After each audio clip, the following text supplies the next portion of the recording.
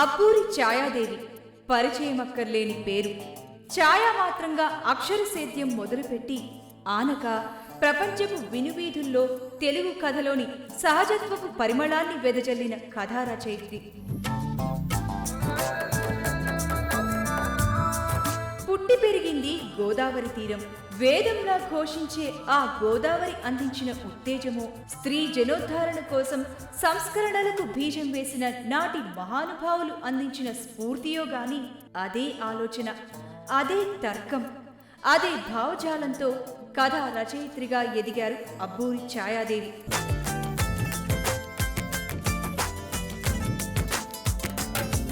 చుట్టూ ఉన్న సాహితీలోకపు వాదం ఏదైనా తన వాదం మాత్రం స్త్రీవాదం. ఆ వాదంలోంచి పుట్టుకొచ్చిన అనేక సామాజికాంశాలతో రాసే కథావస్తువులతో తన మార్గం చూపించారు ఛాయాదేవి.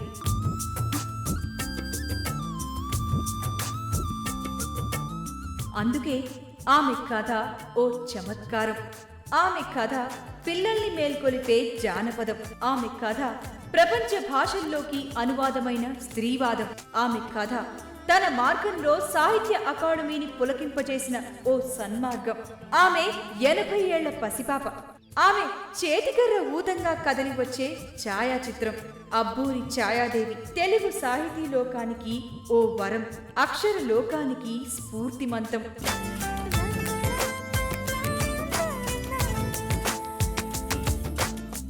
నమస్కారం అండి. నమస్కారం. ఛాయాదేవి గారు ఎలా ఉన్నారండి? బాగున్నాను మేడం, ఇప్పుడు ఉమెన్స్ డే సందర్భంగా మీరు మాతో కొన్ని షేర్ చేసుకోవాలి, మీ మెమరీస్ అండ్ మీకు చాలా బాగా గుర్తున్నవన్నీ, మీ జ్ఞాపకాలన్నీ మాతో షేర్ చేసుకోవాలి. చాలా సంతోషం. ఛాయాదేవి గారు, అసలు మీకు సాహితీ లోకానికి అడుగుపెట్టడానికి స్ఫూర్తినిచ్చింది ఏంటి? అసలు ఎలా జరిగింది? అంటే నాతో నేను రాలేదనుకోండి, మా నాన్నగారు సూర్య నమస్కారాలు చేస్తుండేవారట, రెండో కొడుకు పుట్టాలని. తీరా నేను పుట్టాను, అందుకని సూర్యుడి భార్య ఛాయాదేవి అని పెట్టారు. అది అసలు మూలం. తర్వాత చదివించాలని అనుకోలేదు, మా అక్కయ్యని పాపని చదివించలేదు, 5వ క్లాస్ వరకే. నన్ను ఆ టైంకి సామాజికంగా మార్పులు వస్తున్నాయి, ఆయన కూడా మారారు కొంచెం, నన్ను చదివించడం మొదలు పెడదాం అనుకున్నారు. చిన్నప్పుడు ఒక స్కూల్లో, అక్కడ మిషనరీ స్కూల్లో చేర్పించారు. కానీ ఆయన ఆ వాతావరణం అది ఆయనకి నచ్చక ఇంట్లోనే ప్రైవేట్ చెప్పించారు. 4వ క్లాస్ వరకు, ఆల్మోస్ట్ ఆ స్టాండర్డ్ వరకు. తర్వాత 5వ క్లాస్లో గర్ల్స్ స్కూల్లో చేర్పించారు. ఆ రోజుల్లో ఇంత అడ్మిషన్ ప్రాబ్లమ్స్ అవి ఉండేవి కావు, చేర్పించారు. బాగానే ఉండేది. అయితే అక్కడ దామిర్ల రామారావు గారి తాలూకు వాళ్ళు కూడా ఉండేవారు డ్రాయింగ్ టీచర్గా. అది నాకు డ్రాయింగ్ మీద ఎక్కువ ఇష్టం ఉండేది, కానీ అది ఎంకరేజ్మెంట్కి కుదరలేదు. మా నాన్నగారికి పెద్ద ఇష్టం ఉండేది కాదు.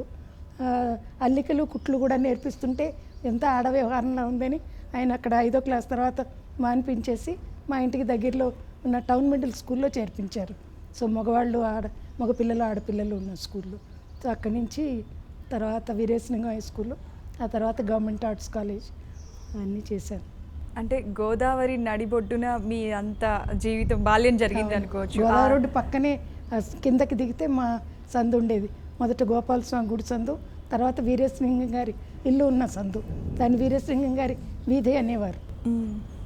అయితే మీకు గోదావరి నడి వెంబడ నడిచిన జ్ఞాపకాల వల్ల, అంటే ఆ స్మృతులు ఏవైనా మాకు తెలుపగలరా? అది 8 ఏళ్ల పిల్లని ఒక్కతిని గోదావరి రోడ్డు మీద నడిచి ఆల్మోస్ట్ ½ మైల్ నడిచి స్కూల్కి వెళ్ళేదాన్ని. ఇప్పుడు ఇమాజిన్ చేయలేం, చిన్నపిల్లలు ఆడపిల్లల్ని బయటికి పంపించడానికి భయపడుతున్నారు కదా, ఎంత మార్పు వచ్చింది. నేను ఒక్కదాన్ని వెళ్ళేదాన్ని. అప్పుడు అంటే మీరు ఇంట్లో చెప్పే వెళ్ళారా? అయ్యో, వాళ్ళే పంపించేవారు. ఇలా గార్డియన్ అలాంటిది ఏం లేదు, రిక్షాలో పంపించడం అటువంటివి లేవు, అసలు నడిచి వెళ్ళేదాన్ని. అంటే పుట్టి పెరిగిన వాతావరణం కూడా మీలో సాహిత్యాభిలాషకు బీజం వేసింది అనుకోవచ్చు. లేదు, అలా చెప్పలేము. ఎందుకంటే మాదంతా సాంప్రదాయ కుటుంబం. మా నాన్నగారు మా అమ్మ ఆధ్యాత్మికంగా ఆలోచించేవారు. మా నాన్నగారు కూడా అన్నీ అటువంటి పుస్తకాలే చదివేవారు. ఆ వాతావరణంలో మా అన్నయ్య భార్య, మా అన్నయ్య నాకన్నా 11 ఏళ్ళు పెద్ద, అతని భార్య ఈ సాహిత్యం అంటే ఈ పుస్తకాలు, నవలలు, కథలు చదవడం ఆ రోజుల్లో కొత్త కదా. మా ఇంట్లో అటువంటి వాతావరణం లేదు. తను స్టేషన్లో కొనుక్కుని వచ్చి చదువుతుండేది. తర్వాత ఇంకా కొంచెం అయ్యాక తను రాయడం కూడా మొదలుపెట్టింది, షార్ట్ స్టోరీస్. రుక్మిణి గోపాల్ పేరుతో ఇప్పటికీ అప్పుడప్పుడు రాస్తూ ఉంటుంది భూమికలో వాటిల్లో. సో తన వల్ల నాకు ఇన్స్పిరేషన్ వచ్చింది. అది తను ఒక పుస్తకం చదువుతుంటే దాని పేరు బర్త్ కంట్రోల్ తెలుగులోనే ఉంది. అది నేను భర్త కంట్రోల్ అయి ఉంటుంది అచ్చు తప్పేమో అనుకున్నా. అది మా నాన్నగారు నేను ఆ పుస్తకం చూస్తుంటే తీసుకొని చూసి చివాట్లేశారు, ఇలాంటి పుస్తకాలన్నీ చదవద్దు. ఆ విధంగా మా వదిన ద్వారా నాకు సాహిత్య పరిచయం అయింది, ఆధునిక సాహిత్యం పరిచయం అయిందని చెప్పవచ్చు. అయితే నన్ను మా నాన్నగారు చెప్పాను కదా మగపిల్లవాడు పుడతారనుకున్నాను. నన్ను మగపిల్లవాడు డ్రెస్సులు వేసేవారు చొక్కాలాగు. నేను ఇప్పుడులాగా ఇది కావాలి అది కావాలని అడిగే ధైర్యం లేదు, ఏది ఇస్తే అది వేసుకోవడం. చివరికి ఆ చొక్కాలు MS-55 అని అప్పుడు పాపులేన్ వచ్చేది బ్రిటిష్ ఇది, అది ఎంతకీ చిరిగేవి కాదు కూడా. అవే వేసుకుని చొక్కాలాగులు వేసుకుని టౌన్ మిడిల్ స్కూల్ పెడితే సెకండ్ ఫామ్ చదువుతుండగాను థర్డ్ ఫామ్లో ఉండగాను ఆ హెడ్ మాస్టర్ మా నాన్నగారి ఫ్రెండే. ఆయన అన్నారు క్లాస్లో రోజున, ఏమిటే ఎన్నాళ్ళు వేస్తావు ఈ పొట్టిలాగులు అనేటోటికి అందరు నవ్వారు క్లాస్లో. ఇంటికి వెళ్ళి ఏడ్చాను. అప్పుడు కుట్టించారు పరికినీళ్ళు మళ్ళీ చొక్కాలే. అంచేత ఎదురు చెప్పే ధైర్యం లేదు, ఇది కావాలని అడిగే ధైర్యం లేదు. ఆ విధంగా పెరిగాను. పౌంట్లు వేసుకున్నప్పుడు కూడా పరికిని కండువా వేసుకున్నాను. ఆ కండువాలు మా నాన్నగారి ఉత్తరీయాలు. ఈ మ్యాచింగ్లు ఈచింగ్లు ఏమీ లేదు. ఓ జాకెట్ మాత్రం అలౌ చేశారు. తర్వాత కాలేజీ చదువు అనుకోలేదు ముందు. ఆయన స్కూల్ ఫైనల్ అయిపోగానే పెళ్లి చేసేద్దాం అనుకున్నారు. మా అక్కకి 13 ఏళ్ళకి చేసినట్టుగా చేస్తే మా అన్నయ్య అప్పుడు ఇంగ్లాండ్లో ఉన్నాడు, PhD చేస్తున్నాడు. వాడు రాశాడు, ఏమిటి మతిపోయిందా ఇప్పుడే పెళ్లి చేయడం ఏమిటి, చదవనివ్వండి అని. అప్పుడు కాలేజీలో జరిపిస్తే నాది MPC అసలు గ్రూపు. అందులో బ్రిలియంట్గా లేకపోయినా ఆయన మార్చేసి నేను పొట్టిగా ఉండేదాన్ని, దీనికి టేబుల్ కూడా అందదు ఎక్స్పెరిమెంట్లు చేయడానికి అని చెప్పి హిస్టరీస్కి మార్పించేశారు. 2 హిస్టరీస్ లాజిక్. సో కాలేజీకి కూడా నడిచే వెళ్ళేదాన్ని, చెప్పులు లేకుండా వెళ్ళేదాన్ని. అప్పుడు చెప్పులు వేసుకోమని మా నాన్నగారు అనలే, నీకు కావాలని నేను అడగలే. చెప్పులు లేకుండానే నడిచి almost 1 mile college, government arts college. మా అన్నయ్య ఇంగ్లాండ్ నుంచి నేను ఇంటర్మీడియట్ సెకండ్ ఇయర్లో ఉండగా వచ్చాడు. వచ్చి చూసి ఉంటే చెప్పులు లేకుండా పెడుతున్నావు అన్నాడు. అప్పుడు ఓసారి చెప్పులు కొనిపెట్టాడు, మామూలు స్లిప్పర్స్. అది ఓ రోజు నడుస్తుంటే ఓ చెప్పు వదిలేసి నడుస్తున్నట్ట. మా కజిన్ చూశాడు, చూసి ఇంట్లో చెప్తే అప్పుడు బెల్టులు ఉన్నవి కొన్నాడు. అవి నన్ను వదిలిపెట్టకుండా అలాగా అలవాటైంది.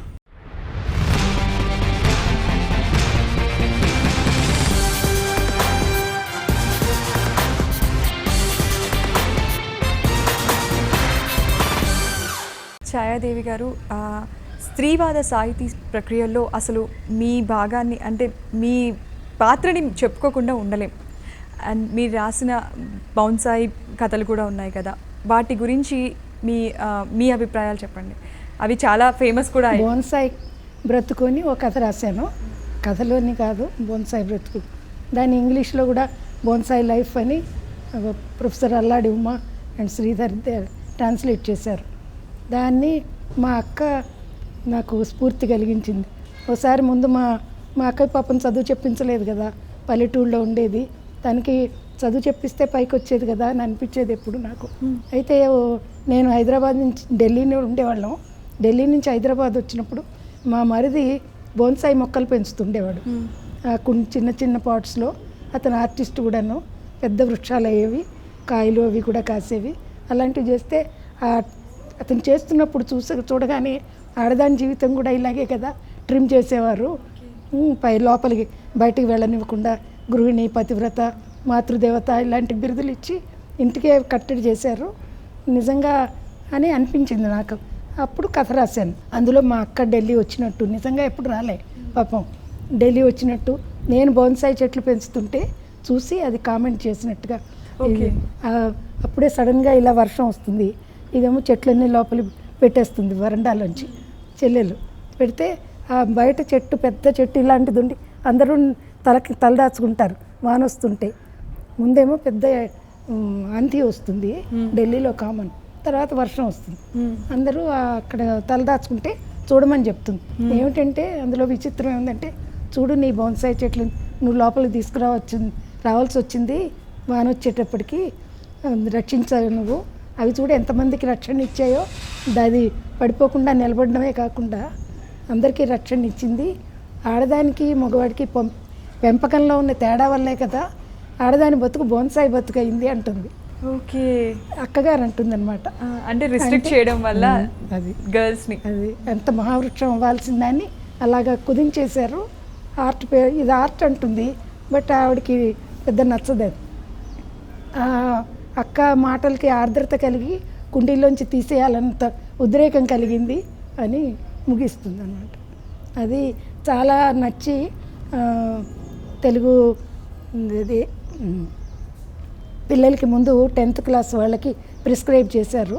తర్వాత ఇంటర్మీడియట్ వాళ్ళకి ఇంగ్లీష్ ట్రాన్స్లేషన్ పెట్టారు. ఇప్పుడు 8th క్లాస్ కర్ణాటకలో కూడా పెట్టారు, ఇక్కడ కర్ణాటక. తర్వాత 8th స్టాండర్డ్ వాళ్ళకు కూడా ఇప్పుడు కాంటెంపరీ వాళ్ళందరికీ పిల్లలకి నచ్చుతుంది కదా. అవునండి. అంటే ఆడపిల్లలకి మగ పిల్లలకి తేడా ఉండకూడదు పెంపకంలో. వీళ్ళు ఆడపిల్లలు వాళ్ళు మగపిల్లలు వాళ్ళు ఏం చేసినా పర్వాలేదు, వీధిలోకి వెళ్ళొచ్చు, ఎగరచ్చు. ఆడపిల్లలు కాదు. అలాగే పెద్దయ్యాక ఆడ పనులు మగ పనులు, మగవాడు చిపురు పట్టుకోకూడదు. ఛాయాదేవి గారు, మీ దృష్టిలో సాహిత్యపరంగా స్త్రీ భూమికను సమాజంలో పెంచే ఉత్తేజపరిచే అవకాశం ఉందంటారా? మన కృషి మనం చేయాలి కదా. అంటే అది ఎంత మేరకు అట్లీస్ట్ కొంతవరకు ఒకప్పుడు నిరుత్సాహం కలుగుతుంది, ఎంత చేసి ఏం లాభం, ఎంత రాసి ఏం లాభం, ఎవరు మారట్లేదు అని. కానీ అలా అని ఉంచలేము. ఇప్పుడు చట్టాలు కూడా చేసి లాభం లేకపోతుంది. కానీ మనసుల్లో మార్పు రావాలి. ఆ మనసుల్లో మార్పు రావాలంటే సాహిత్యం ద్వారా ఈజీ అవుతుంది. ప్రవచనాలు చెప్పడం వేరు, కానీ సాహిత్యం చదివితే డెఫినెట్గా మీరు కాగితాల మీద చదివినా ఇంటర్నెట్లో చదివినా it will have its effect. తప్పకుండా సాహిత్యానికి విలువ ఉంది. అంటే అట్లీస్ట్ కొంతమంది అయినా గ్రహిస్తారు అనుకుంటున్నారా? లేకపోతే రాయడం అనవసరం. ఇప్పుడు మహాభారతం రామాయణం ఇప్పటికీ ఇన్ఫ్లుయెన్స్ చేస్తున్నాయి ఒక విధంగా కదా, ఆ రకం థాట్స్ ఉన్న వాళ్ళకి వాటి.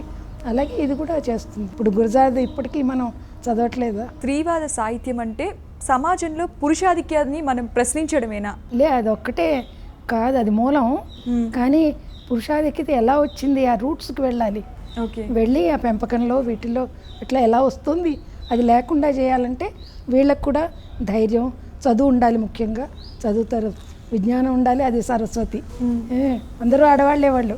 తర్వాత భోజనంలో పెట్టాలంటే అన్నపూర్ణ అంటారు, కానీ అది మగవాళ్ళు నేర్చుకునేటట్టు చెయ్యొచ్చు. కానీ స్టార్టింగ్ డేస్ నుండి కూడా అంటే మేల్ డామినేషన్ ఉంటుంది ముఖ్యంగా. అయినా కూడా కొంచెం అండర్స్టాండింగ్ పెంచాలి. మన బిహేవియర్లో మనం కూడా ర్యాష్గా ఉండకుండా వాళ్ళలో అవగాహన పెంచితే తప్పకుండా మారుతున్నారు మెల్లిగా. కానీ యువతలో ఎక్కువగా ఈ దురుస్తనం ఎక్కువ అవుతుంది. అది ఏమన్నా అంటే ఆడవాళ్ళనే బ్లేమ్ చేస్తున్నారు, వాళ్ళు అలా ఎందుకు డ్రెస్ చేసుకున్నారు, ఇది అది అని. నేను ఖండిస్తూ ఉంటాను, ఎందుకంటే చిన్నపిల్లల్ని కూడా చేస్తున్నారు కదా, తప్పు కదా. ఒక ఆడ అయితే చాలన్నట్టు. అది పురుషుల్లో ఆ పరివర్తన తీసుకురావాలి. ఆధిక్యత మాట అత్తారు, ఆధిక్యత లేకపోయినా ఈక్వల్ అనుకున్నా చేసేస్తున్నారు. అంచేత మానవత్వం ఉండాలి, పెరిగేటట్టు చూడాలి మనుషుల్లో. అండర్స్టాండింగ్, మ్యూచువల్ అండర్స్టాండింగ్, ఒకళ్ళనొకళ్ళు గౌరవించుకునేట్టు, అర్థం చేసుకునేట్టు ఉంటే స్నేహంలో అయినా ప్రేమలో అయినా అది బాగుంటుంది. అది హింస తగ్గుతుంది.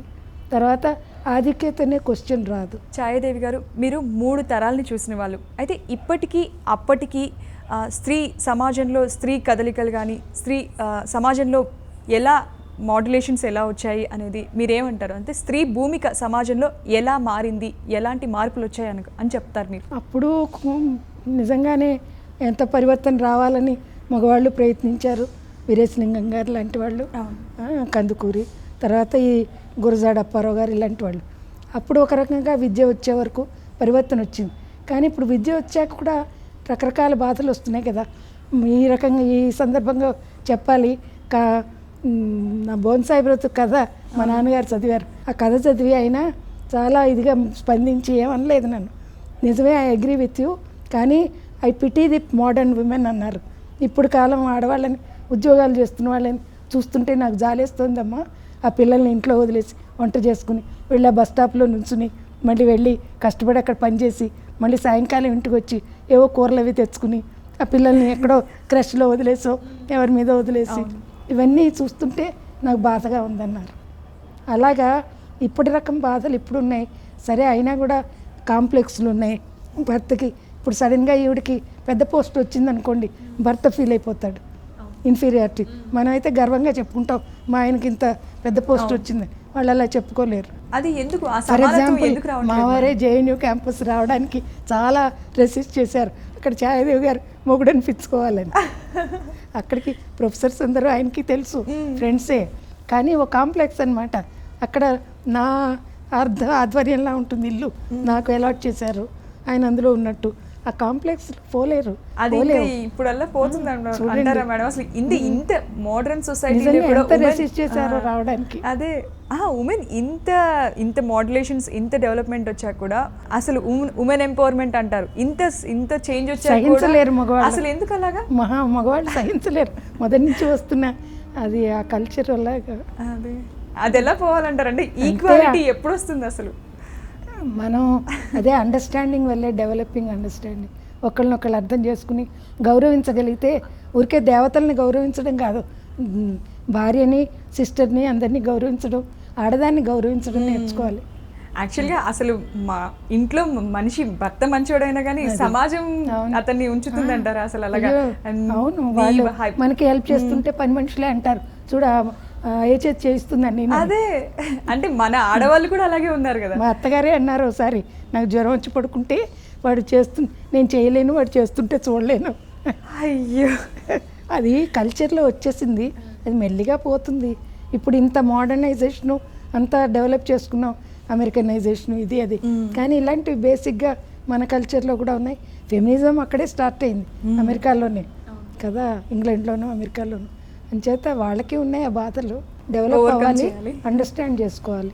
ఇప్పుడు స్పేస్లోకి ఆడవాళ్ళు కూడా వెళ్ళారు కదా, ఇంకా చాలా పేషెన్స్ ఉండాలి.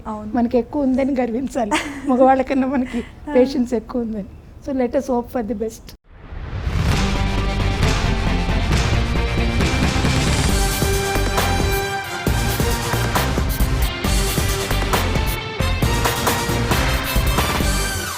స్త్రీవాద, దళితవాద, మైనార్టీవాద ఇలా విభజించడం కరెక్టేనంటారా?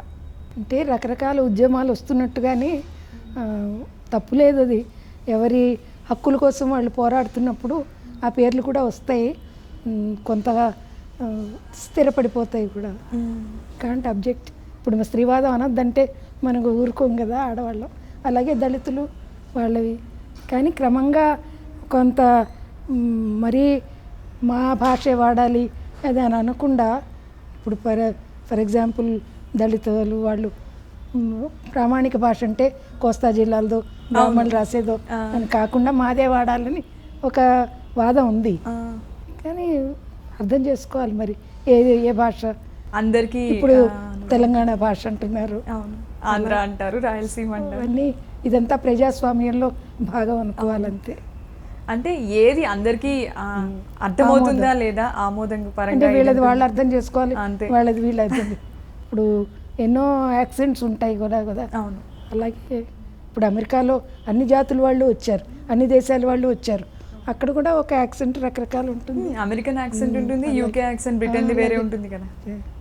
అలాగే మనం సహించాలి, వాళ్ళని అబ్జెక్ట్ చేయడానికి కూడా మనకు హక్కు లేదు. ఛాయాదేవి గారు, ఇలా మామూలుగా ఏడాదికోసారి స్త్రీ సాధికారత అనేసి మహిళా దినోత్సవం రోజు ప్రత్యేకంగా ఏడాదికోసారి మహిళా దినోత్సవం రోజు మాత్రమే మాట్లాడుకుంటున్నాం. అంటే దీంట్లోనే మహిళల సమస్యలపై చర్చించుకుంటున్నాం. ఓన్లీ ఈ రోజు మాత్రమే, మహిళా దినోత్సవం రోజు. అసలు ఇది ఎంతవరకు కరెక్ట్ అంటారు? సరిపోతుందా? అయితే దీన్ని ఎలా తీసుకోవాలంటే, అట్లీస్ట్ ఒక హెచ్చరికగా ప్రతిసారి మనం గుర్తు చేసుకోవడం, మనం ఉద్యమం మనం ఆపకూడదు, దీన్ని ఇంకా ముందుకు తీసుకెళ్ళాలి. మనం దేనికైతే ఇది యునైటెడ్ నేషన్స్ ఐక్యరాజ్య సమితి కదా, ఇది మొదట్లో 75లో మహిళా అంతర్జాతీయ మహిళా దినాన్ని మొదలు పెట్టారు, దశాబ్దం అని. అక్కడి నుంచి రికగ్నిషన్ వచ్చిందంటే ముందుకు తీసుకెళ్లాల్సిన బాధ్యత మనకుంది. అలా ఒక్కరోజైనా మనం జన్మదినం తలుచుకున్నట్టుగా మనం అనుకుని ఇంకా ప్రోత్సాహం ముందుకి, ఇంకా ఇంత ప్రోత్సాహంతో ఎంతవరకు సాధించాం, ఇంకా సాధించాలి అని మనమే హెచ్చరిక చేసుకోవడానికి కోసం. అంతేగాని ఆ రోజున ఏదో మంచి బట్టలు కట్టుకుని సరదాగా సినిమాకి వెళ్ళి వద్దామని కాదు కదా. ఆడవాళ్ళందరూ కలిసి సినిమాకి వెడదాం, క్లబ్కి వెడదాం, దీనికోసం కాదు. మనం ఏ ఉద్యమం కోసం అయితే ఇది ప్రారంభమైందో దాన్ని ముందుకు తీసుకెళ్ళాలి. విమర్శించుకోవడం, విశ్లేషించుకోవడం, ఎంతవరకు సాధించాం, ఇంకా సాధించాల్సింది ఏమిటి అని కొంతమంది మహిళా సంస్థలు అవి ఉంటాయి కదా, కాలేజీల్లో, స్కూళ్ళల్లో వాళ్ళందరికీ అవేర్నెస్ పెంచాలి. ఎందుకు వచ్చింది ఇది అని స్కూళ్ళల్లో కూడా పిల్లలకి చెప్పాలి. ఎందుకు మహిళా దినం అని పెట్టారు చెప్తే అప్పుడు దే విల్ గ్రో మెంటల్లీ. ఆచరణలో కూడా మార్పు వస్తుంది. నిర్భయ చట్టం పెట్టిన ఏమైంది, ఏం కావట్లేదు. దాని మీద మళ్ళీ ఈ ప్రచారం కూడా ఎక్కువైపోతుంది. అవును, కానీ నెగిటివ్ ప్రచారం ఎక్కువ అవుతుంది.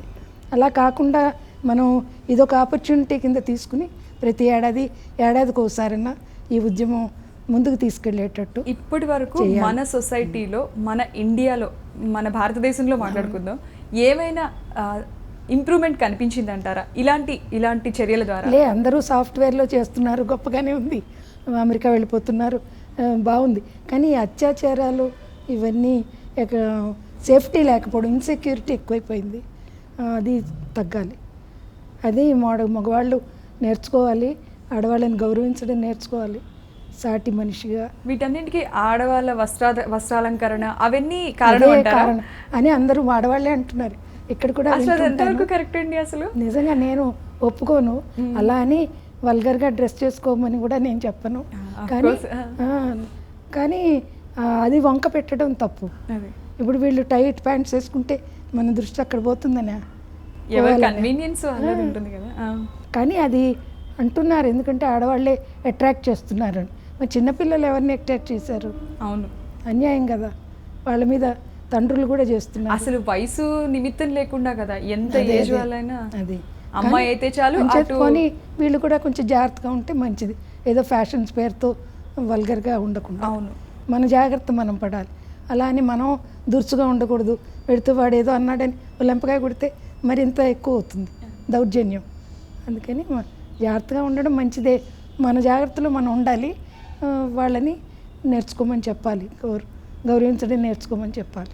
ఎన్నో చట్టాలు వచ్చాయి, ఎన్నో చర్యలు తీసుకుంటున్నారు. అయినా చట్టాల వల్ల లేదు, ఈ ప్రవచనాల వల్ల లాభం లేదు.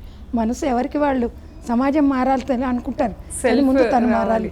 తను సమాజంలో భాగం కాబట్టి ఎవ్రీ పర్సన్ షుడ్ ఫీల్. అందరూ మారితే సమాజం బాగుంటుంది. సెల్ఫ్ చేంజ్ అనేది, సెల్ఫ్ మోటిఫికేషన్ రావాలి. రైట్. జర్మన్ ఫిక్షన్ని తెలుగులోకి అనువదించారు. అంటే డైరెక్ట్గా జర్మన్ నుంచి కాదు, ఇంగ్లీష్ ద్వారానే, ఇంగ్లీష్లో ఉన్నవి. మావారు బాగా సాహిత్యాభిమాని, ఆయన కవి, అన్ని పుస్తకాలు చదివేవారు. సో పెళ్ళయిన తర్వాత ఇవన్నీ చదివే అవకాశం నాకు కలిగింది. స్టెఫాన్ స్వైక్ అని జర్మన్, అంటే ఆస్ట్రియన్, వాళ్ళ భాష జర్మన్. అతను రాసినవి ఇంగ్లీష్లో ట్రాన్స్లేషన్స్ ఉంటే అవి చదివి నేను చాలా ఇంప్రెస్ అయ్యి అనుసరణ చేశాను. అనువాదం కూడా అటు కాదు, డైరెక్ట్ అనుసరణ చేశాను. అంటే పేర్లవి ఇండియన్ స్టోరీస్ లాగా అట్లా. అవి చాలా పాపులర్ అయ్యాయి. అపరిచిత లేఖ ఇతర కథలోని వాల్యూమ్ వచ్చింది, తర్వాత రీప్రింట్ అయింది.